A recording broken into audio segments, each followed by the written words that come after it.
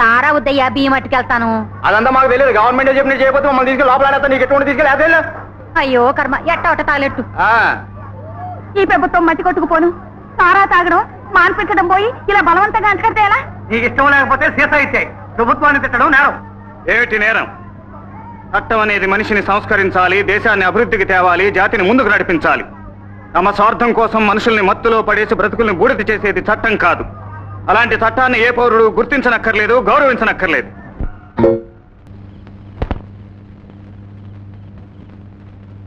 తప్పించుకున్న రాజకీయ నేరస్తుడు యమదగ్ని కోసం పోలీసులు గాలిస్తున్నారు. ఐజీ నరసింహం హంతకుడు, ప్రముఖ జర్నలిస్టు అయిన ఈ నేరస్తుడు ఆచూకీ తెలియజేసిన వారికి 10,000 రూపాయలు బహుమతి అని ప్రెస్ మీట్ లో తెలియజేశారు. నువ్వు నా కంటపడ్డావంటే కాల్చి పారేస్తాన్రా. కంటపడ్డాను, కాల్సరా? నువ్వా? టీవీలో కనిపిస్తున్న నేను నేరుగా కనిపిస్తున్నానని కంగారుగా ఉందా? నేనేరా అన్యాయంగా నీలాంటి వాళ్ళ చేత నేరస్తుడు అని ముద్ర వేయబడ్డ జమదగ్నిని. ప్రజలను కాపాడవలసిన రక్షణ శాఖ అధికారి అయి ఉండి నాయకులకు తొత్తువై అమాయకుల మీద కత్తిగట్టిన నీలాంటి భక్షణ శాఖ అధికారిని క్షమించకూడదురా. నీ చావుతోనైనా నీలాంటి ఆఫీసర్లకు వృత్తి అంటే భక్తి, భయం ఏర్పడాలి. చంపొద్దు ప్లీజ్, నన్ను చంపొద్దు.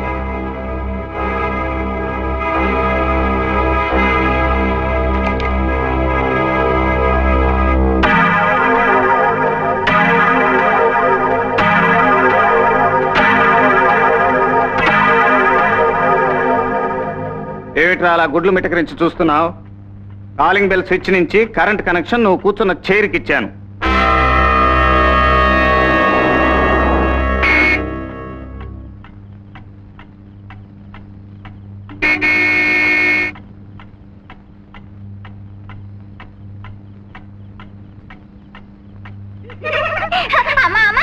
కాలింగ్ బెల్ నేను నొక్కుతానమ్మా. ఏమిటారా మీ అల్లరి? డాడీని ఎవరు పిలిస్తే నేను పిలుస్తాలే. మమ్మీ మమ్మీ డాడీ నేను ఎవరో ఒకళ్ళు పిలు.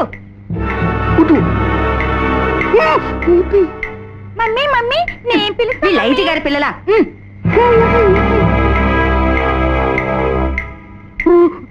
అడిగిన కథ నేను పిలుస్తా మమ్మీ. అబ్బబ్బబ్బబ్బా పిలు.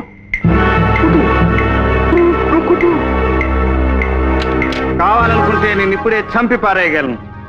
పిల్లల గలవాడివని కరెంట్ మెయిన్ ఆఫ్ చేస్తున్నాను. బతికిపో.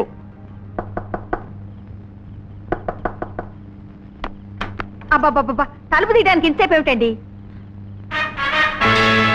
నువ్వా? మీ మంగళసూత్రం చాలా గట్టిది, అందుకే రియల్ క్లైమాక్స్ ఇంకా మొదలవలేదు. అమ్మో యమదగ్ని రండ్రా.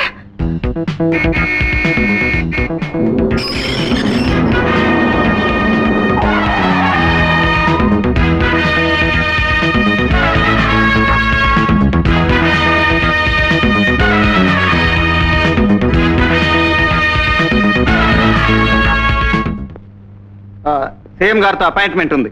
ఐజీ గారు వచ్చారని చెప్పు. నువ్వు ఐజీ జమదగ్ని? ఆఫ్టర్ ఆల్ ఒక జర్నలిస్ట్ గాడు వాడి పెన్నుతో పిచ్చి పిచ్చి రాతలు రాసి అటు పోలీస్ డిపార్ట్మెంట్ ని ఇటు ప్రభుత్వాన్ని అలకలోలం చేయడం ఏంటయ్యా? అందుకే ఐజీకి కాస్త స్ట్రిక్ట్ గా వార్నింగ్ ఇవ్వాలి వాడి అరెస్ట్ గురించి.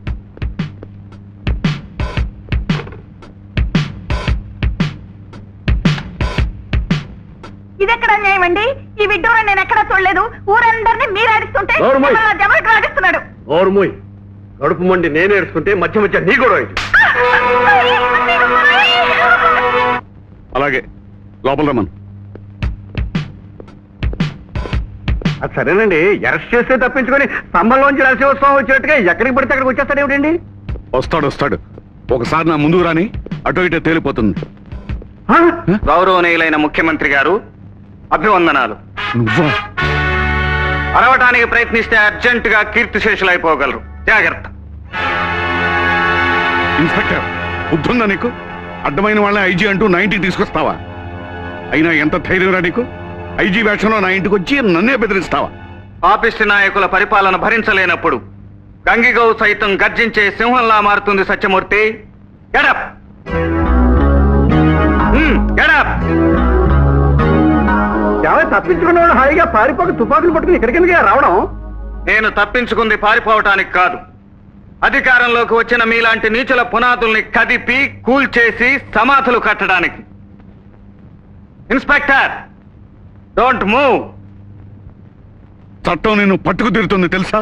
చట్టం మతిలేని నీలాంటి స్వార్థపరులు సృష్టించిన మూర్ఖపు చట్టాలను నేమీ చేయలేవు. నీ పరిపాలనలో ఆడ మగ పిల్ల పెద్ద అంతా నిన్ను నిందిస్తూనే ఉన్నారు. సారాయి అమ్మకంతో కోట్లు గడించాలని, బియ్యంతో పాటు సారాయి కూడా అంటగట్టే నీ తాగుబోతు చట్టాన్ని ప్రతి ఇల్లాలు నిందిస్తోంది. నిరుద్యోగులకు ఉద్యోగాలు కల్పించలేక విద్యావంతుల్ని కూలివాళ్లుగా మార్చేసే నీ దౌర్భాగ్యపు చట్టాన్ని ప్రతి పౌరుడు ద్వేషిస్తున్నాడు. సత్యమూర్తి, ప్రభుత్వం ప్రజల కోసం ఏర్పడాలి, ప్రజల సంక్షేమాన్ని చూడాలి. కానీ నీ ప్రభుత్వం నీ మనుషుల కోసం ఏర్పడింది, నీ స్వార్థం కోసం ఏర్పరచుకున్నావు. ప్రజాశ్రేయస్సు బూడిద చేస్తున్న నీలాంటి ప్రజానాయకుడి నిజ స్వరూపాన్ని బయటపెట్టాలి. ఏ ప్రజల నెత్తిన కాళ్లు పెట్టి తొక్కుతున్నావో వాళ్ల పాదాలతోనే నిన్ను పాతాళానికి తొక్కించాలి. అదే నా కర్తవ్యం, నా ధ్యేయం, నా లక్ష్యం. ఇది తెలియజేయటానికే ప్రాణాలకు తెగించి నేను ఇక్కడికి వచ్చాను.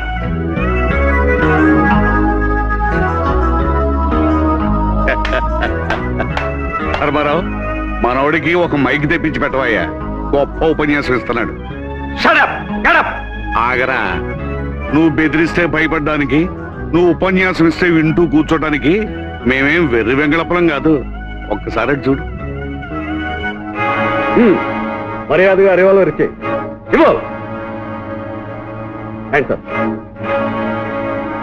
పిచ్చివాడా, నువ్వు ఇక్కడికి వస్తున్నట్టు మాకు ముందే ఫోన్ వచ్చిందిరా. అయినా నువ్వు ఇక్కడికి వచ్చి ఏం వాగుతావో చూద్దామని నిన్ను ఇంతసేపు వాగనిచ్చాం. ఇప్పటికైనా అర్థమైందా ఈ సత్యమూర్తి తెలివితేటలంటే ఏమిటో?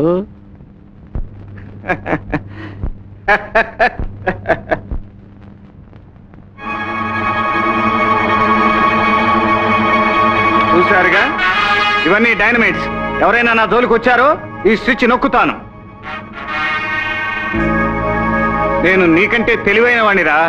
చూడు, ఎవరైనా కాల్చడానికి ప్రయత్నించారో ముఖ్యమంత్రితో సహా అందరం బూడిదైపోతాం. తప్పుకోండి. కమాన్, క్విక్, ఇటు పక్కకు వెళ్ళండి.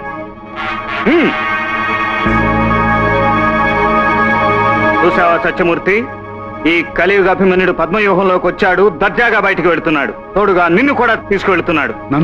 నన్నెందుకు? నేను వచ్చిందే ఇందుకు. రా చెప్తాను.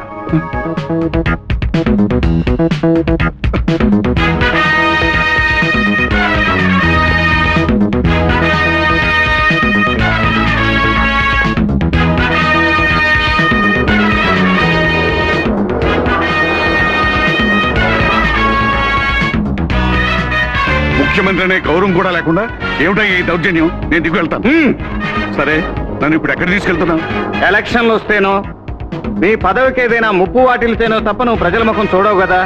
నీ పరిపాలనలో వాళ్ళు ఎన్ని కష్టాలు అనుభవిస్తున్నారో కళ్ళారా చూద్దువు గాని. పద.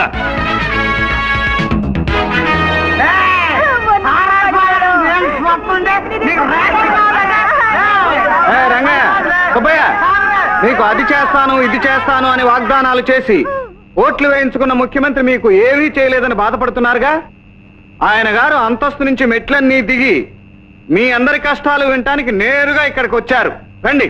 బాబు, మంత్రి గారు బాబు, మాకు పారాపోతు దేవుడు గారు దూరం వెళ్ళండి.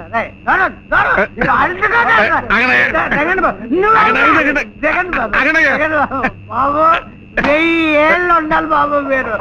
మాకు బియ్యం వద్దు, సారా ఉంటే చాలు. సారా ఉంటే చాలు. మాకు కిలో 2 రూపాయలు బియ్యం వద్దు, మాకు సారా కావాలి. నీ స్థలం వల్ల ముప్పొద్దుల మస్తుగా తాగి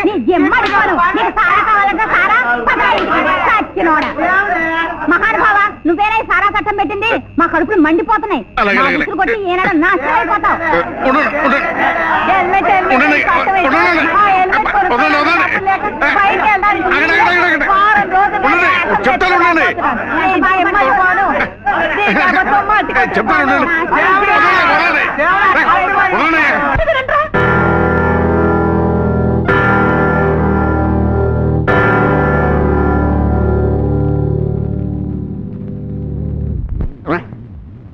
ఈ బతుకు ఆసుపత్రి కప్పు కొట్టేస్తుందండి. అయ్యా, కోమాలో ఉన్న ఈ ముసిలి పీనుకి రోజు ఎవడొస్తున్నాడో ఎవడపోతున్నాడో ఏం తెలిసేడుస్తుందండి.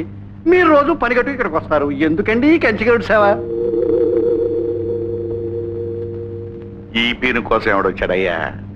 సీఎం అయినా కూడా పార్టీ లీడర్ అంటే బొచ్చెడు భక్తి శ్రద్ధలు ఇటు చచ్చాయని జనం అనుకుంటారని వస్తున్నా. మీటింగ్ లో మన వాడి చేతుల్లో చేస్తే మనకి బాధ ఉండేది కాదు. అయినా కోమాలో ఉంటూ మన ఇలా పీక్కు తినే బదులు ఒక్కసారి ఢామ్ అని చేస్తే పిడ వెరడైపోయిందండి. ఇప్పుడు వీడు కూడా చచ్చిన వాడి కదా లెక్కనయ్యా. కాకపోతే ఏదో మొక్కుబడి తీసుకోవడానికి రోజు వస్తుంటాం.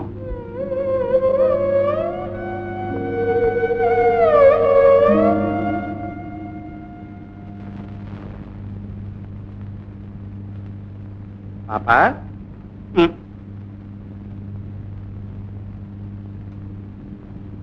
అయ్యా, ఎందుకైనా మంచిది చూబులు లాగేమంటారా? పోతాడు. అంత తొందరపడ్డామంటే జనం మనల్ని అనుమానిస్తారు. రేపు చూసుకుందాం. వచ్చే. అలాగే, నమస్కారం.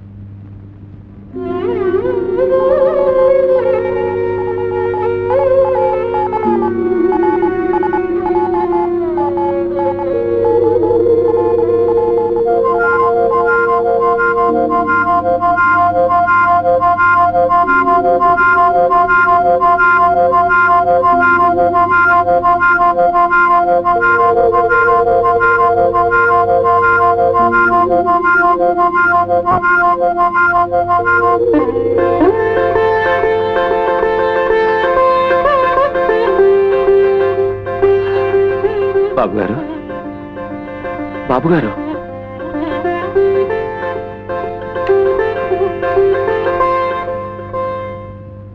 మిస్టర్ భాస్కర్, నా అనుమతి లేకుండా ఈ రూమ్ లోకి ఎవరు రాకూడదు.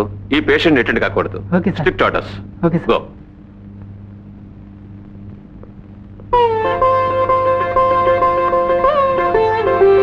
మన రాష్ట్రం మళ్ళీ ఊపిరి పోసుకుంటూ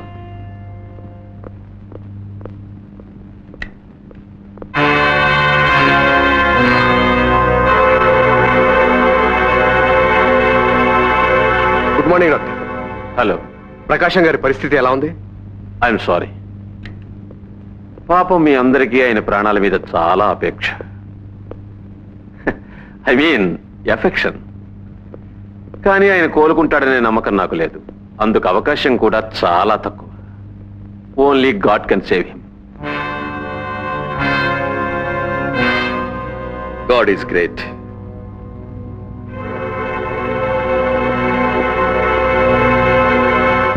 డాక్టర్, మీరు చెప్పేది నిజమేనా? ఎస్ మిస్ రేఖ. ప్రకాశం గారు కోమాలోంచి బయటపడ్డారు. ఆ విషయం హాస్పిటల్ స్టాఫ్కి కానీ సెక్యూరిటీకి కానీ నాయకులకు కానీ తెలియదు. ఈ సంగతి వెంటనే మన జమదగ్నికి తెలియపరచాలి. మనం చాలా జాగ్రత్తగా ఉండాలి. ఇప్పుడు మనకు మిగిలిన ట్రంప్ కార్డు ప్రకాశం గారే. ప్రకాశం గారు కోమాలో లేరు, తేరుకుంటున్నారన్న విషయం సత్యమూర్తికి తెలిస్తే ఎంతకైనా తెగిస్తాడు, ఏమైనా చేస్తాడు.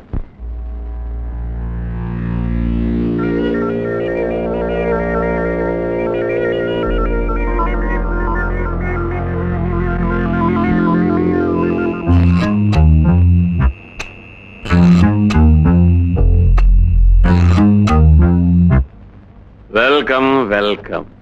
Good morning sir. ప్రతి సంవత్సరం జనవరి 1వ తేదీని మీరు మా హాస్పిటల్కి రావటం, పేషెంట్ల గురించి ప్రార్థించటం అభినందనీయం. చర్చి తరఫున ప్రజల బాధలు బాపేందుకు మీ మిషనరీ చేస్తున్న సేవ ప్రశంసనీయం. రండి, మిమ్మల్ని పరిచయం చేస్తాను.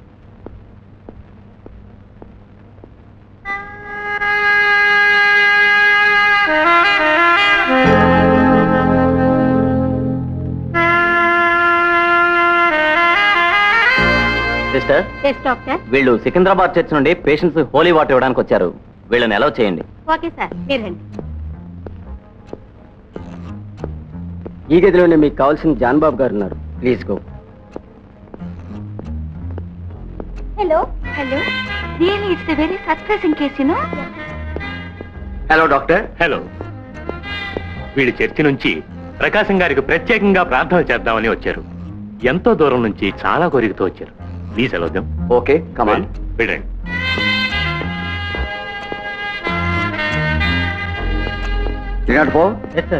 వీళ్ళు లోపల ప్రార్థన చేస్తారు. వెళ్ళండి.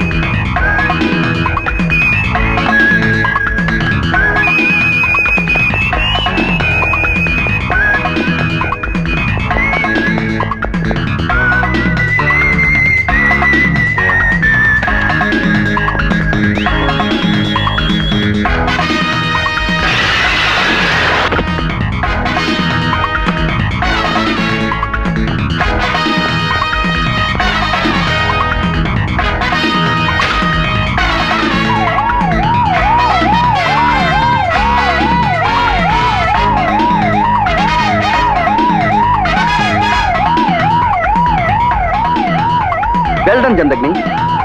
నమస్తే సార్.